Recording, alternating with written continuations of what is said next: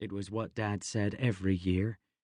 But Mom loved Christmas, and she did all she could to make the holidays nice.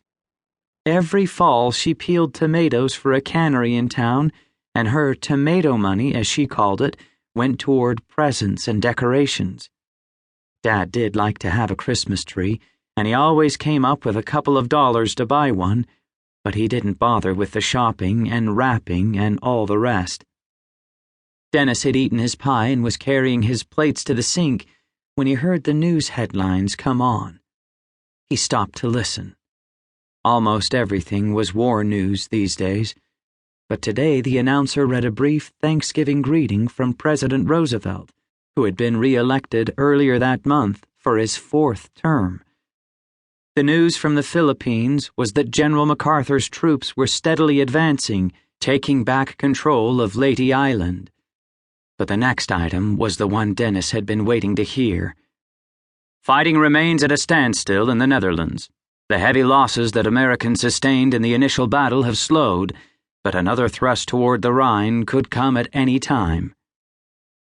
The thought of it, another attempt to attack across the border and into Germany itself, was frightening. The 101st and 82nd Airborne Divisions had parachuted into Holland in the middle of September. They had joined with other Allied troops and pushed toward Arnhem across the Rhine in a drive that had failed after a week of heavy fighting. Glenn had written once after that. He had been all right at that point. But the boy had been through a lot in the last 6 months. In June, he had been dropped into Normandy on D-Day. He had survived the battles that followed, and his unit had been pulled off the line, given a short rest, and then had been sent to make a second drop, this one into Holland. "They won't try to cross the Rhine right away, will they?" Dennis asked his dad. Dennis wondered whether his father had even listened to his question. He was still sitting at the table, drinking a cup of coffee, seemingly lost in thought. He could be talkative at times, especially if he had drunk a few beers, but these days everything seemed to annoy him. "How am I supposed to know, Dennis?" he finally said. "The little news we get is mostly just lies." "They wouldn't send the boys into Germany right before Christmas, would they, Hal?" Mom asked. Dad slapped his hand on the table. "Norma, think about that. Do you think the generals give their soldiers time off for a nice little vacation during the holidays? That doesn't even make sense." Dennis saw the hurt in Mom's eyes. She was used to Dad telling her she didn't know what she was talking about. He did that all the time. But Dennis knew what she was thinking. Christmas was important. Even generals ought to know that. What bothered Dennis was that his dad understood so little about his mom. It never would have occurred to Dad to say, "I'm sorry, I shouldn't have raised my voice like that." Dennis had never heard him apologize for anything, had never once heard him say, "I love you." Not even to Mom.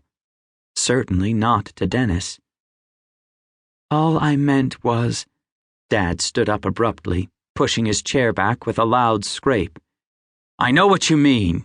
You don't want your son to get killed on Christmas Day. I'll send Eisenhower a telegram and let him know." Linda and Sharon had wandered off to the living room, but now little Sharon was standing in the kitchen doorway. "What's the matter?" she asked. "Is Glenn okay?"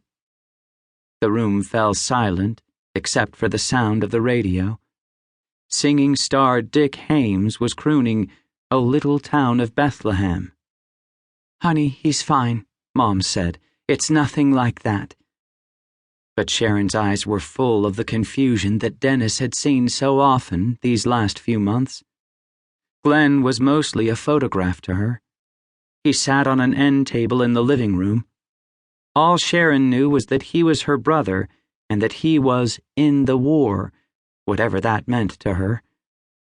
Mom went to Sharon, kneeled and hugged her, and told her that everything was all right, that she didn't need to worry.